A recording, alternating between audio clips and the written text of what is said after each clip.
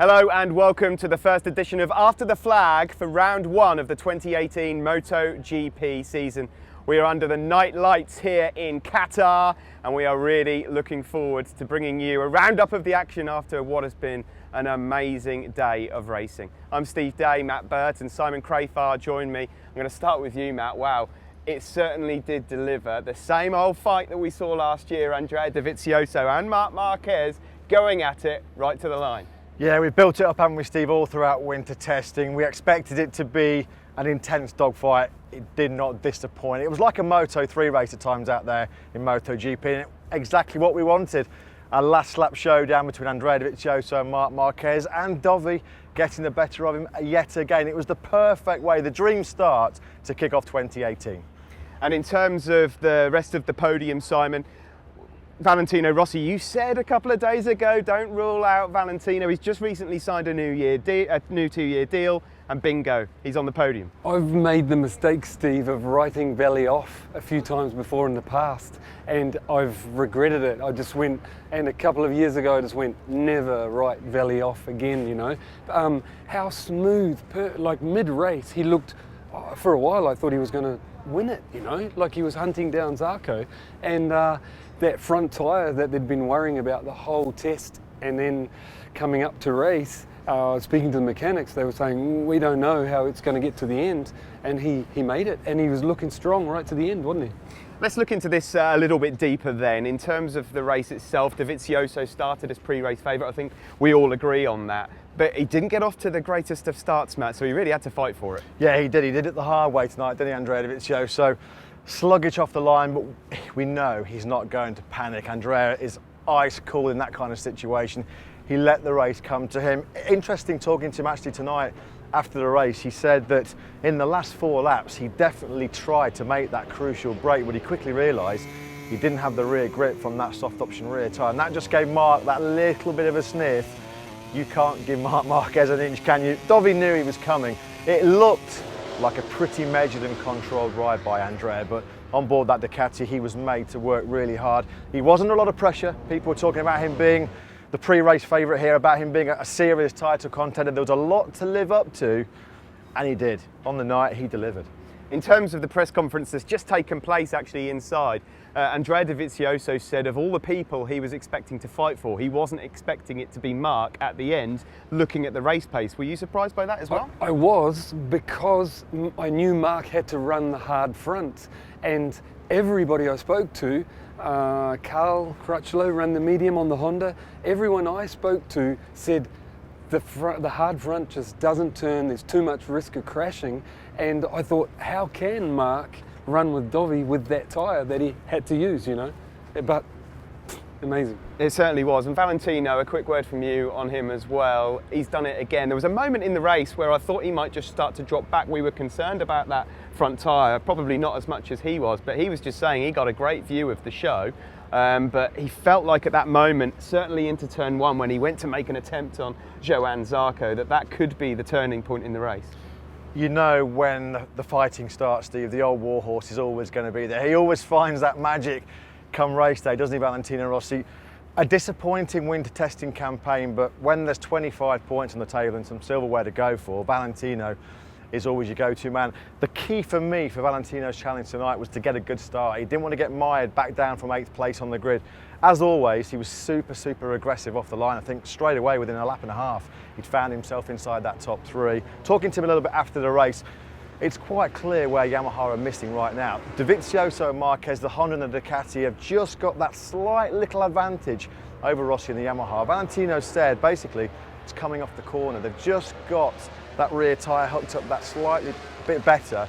Acceleration-wise, we've heard that from Valentino all throughout the winter testing, but if you'd have said to him, Steve, when he jumped on the plane to come to Doha a few days ago, he'd be fighting for the win. He'd be 7/10 of a second off the win. He would have said, hey guys, where do I sign it? It was a great start for Valentino, but he'll keep his feet on the ground. He's already told Yamaha, we are behind, we've got work to do, but to be that close to Andrea and Marquez, who are the 2 strongest riders in the field, a great early boost for Rossi and Yamaha.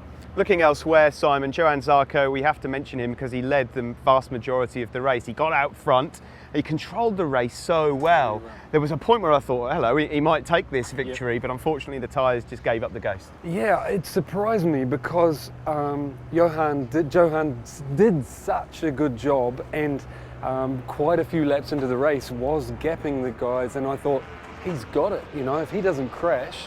I thought that was the only risk, losing the front somewhere. And he didn't, and I just thought, because he was on that medium front, you know, that, and he's normally good at managing tyres, I genuinely thought he had it. But you could see those last laps, the tyres were gone, weren't they? He was fighting, so, yeah. Maverick Vinales, we picked him out at the start, Matt. You actually said that you're going to stick your neck out and maybe go for him as a podium contender. An absolute horror start. He came through at the end, but he just ran out of time. His race tonight, Steve, was determined last night in that 15-minute Q2 session, because starting from 12th on the grid, he gave himself so much work to do.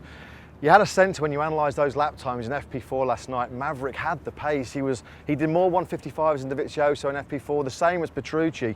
You felt that if he could get away and be as aggressive as Rossi at the start of that race, then he would have been right in there. If that race had gone on for 2 or 3 more laps, Maverick was in there. He's going to be ruining last night. His whole race was compromised by that qualifying performance, because without that, I'm convinced that Maverick probably, with his pace that he showed, would have won for the second race in a row here in Qatar. We have to mention obviously a couple of disappointed riders who will be coming away from Qatar without any points, Simon, most notably Jorge Lorenzo and Alex Rins, who we've been watching and admiring throughout the winter. A shame for both of them, although they both went out at points where, let's say, Alex Rins was maybe in the fight for the podium, Lorenzo wasn't. Yeah, well, Lorenzo's had another, to me, nightmare start, hasn't he? You know, he had that flash of brilliance we saw in Sepang, and then since then it hasn't gone at all well, and I was so hoping that he would show us what he could do on the Duke and not have a nightmare, you know,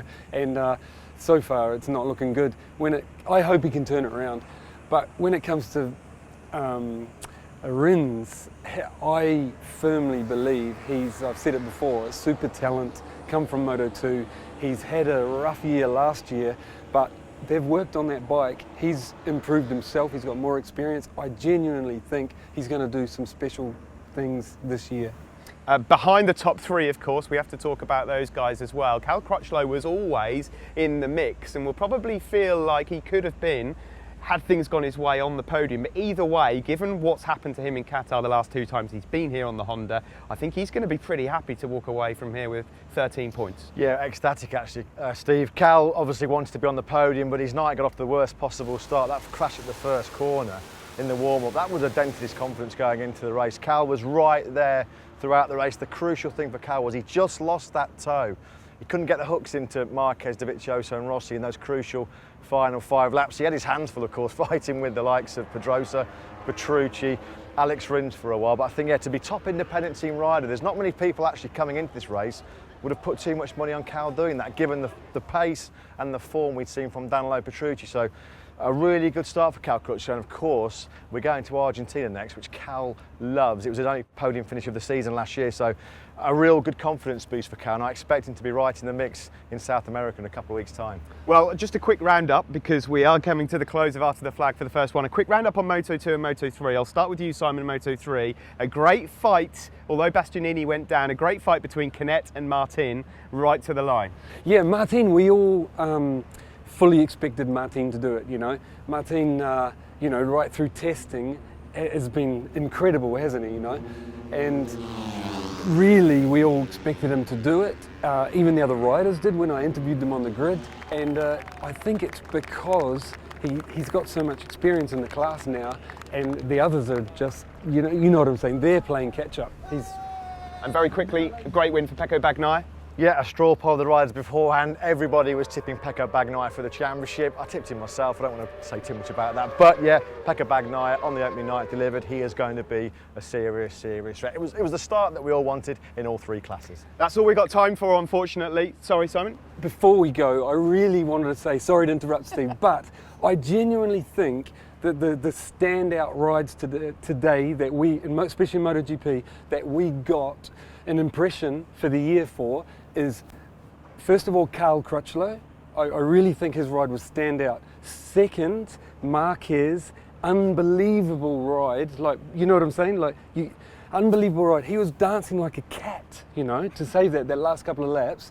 And Dovi, the bike had the advantage here, and Dovi had to win. But Marquez is the big worry, I think. Simon, don't worry, we've got 18 more rounds of this to go. That's it for After the Flag. Thanks for joining us here in Qatar. These are the best bits of today. We'll see you in Argentina.